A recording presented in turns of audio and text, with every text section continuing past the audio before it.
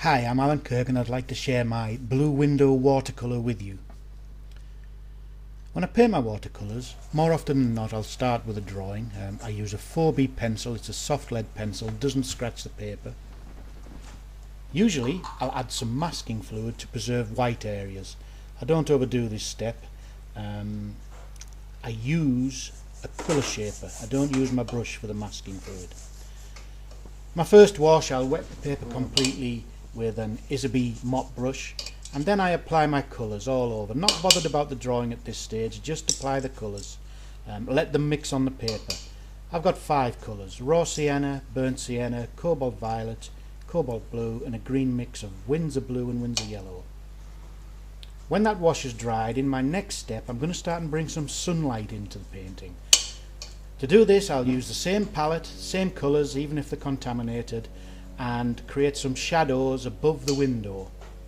Let the colours again mix on the paper. Just bring the colours in, let them mix. I'm using a 4 sable brush here.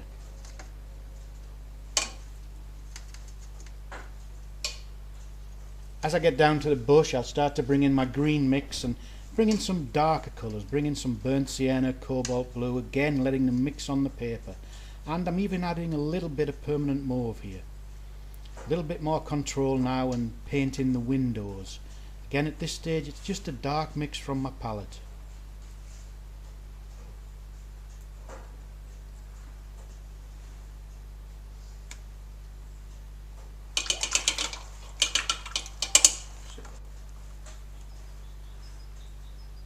Every time I go back to my palette I'll add some pigment and maybe more water, as you can hear, and gradually build up the picture. When that wash is dried, in my next step I'm going to darken some of the shadows to really let the sunlight hit the wall. I'm using here my sword liner brush, beautiful brush, very springy. Took me a while to get used to it, but I love this brush.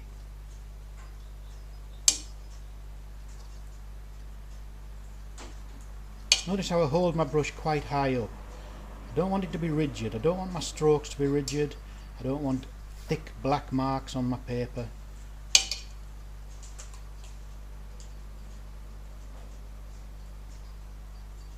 I've added some permanent mauve to my palette here because it helps with the darks, just mixes in and gives it that lovely warm dark feeling that the shadows need.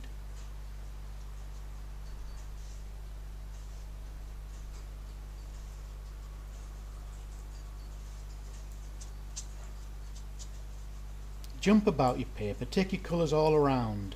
If you do them in one place, they tend to be isolated. A little bit of dry brush there.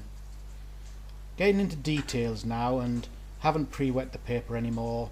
Using the same colours that are in my palette, mixing in more, adding in some French ultramarine blue and burnt sienna for some very dark colours.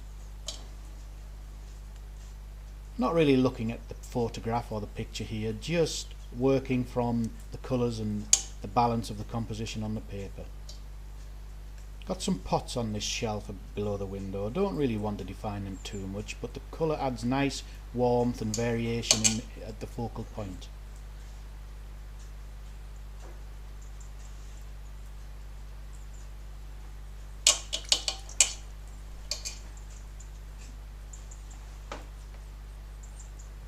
Again, carry colours all across the paper. Don't leave them isolated in one place.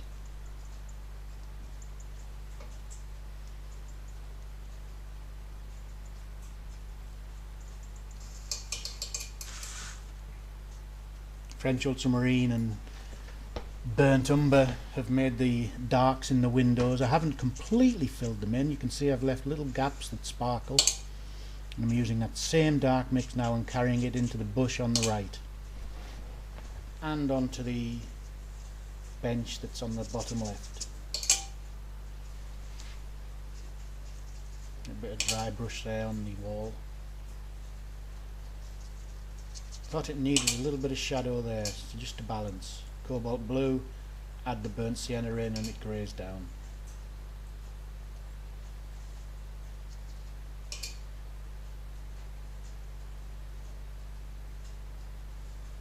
Just a little bit more shadow there.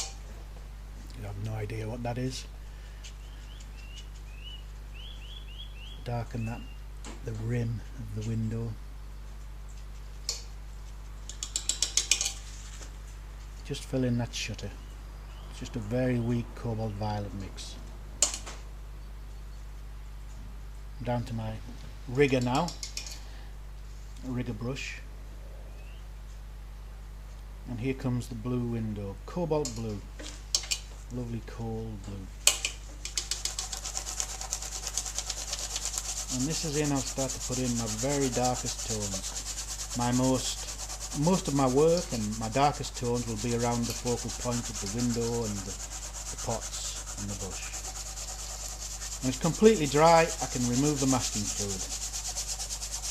I do this with my fingers, and I have to really brush all over the paper because it's very difficult to see where it is anymore.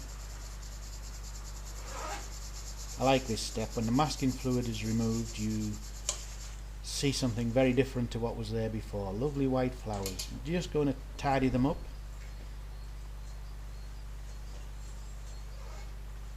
A little bit of French ultramarine and burnt umber there. A little bit more dark in the bush. Masking fluid on the bush, I yellowed that down so that the whites are just going to be around the window. Yeah. The flowers at the bottom there, I'll make them pink really, or alizarin crimson, and brush it down a bit.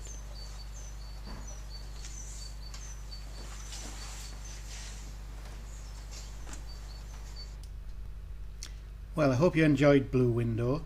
You'll find a printable step-by-step version free on www.stepbystepwatercolour.com. Along with Blue Window, there's a whole catalogue of printable step-by-steps for you to enjoy at www.stepbystepwatercolour.com. Thanks very much.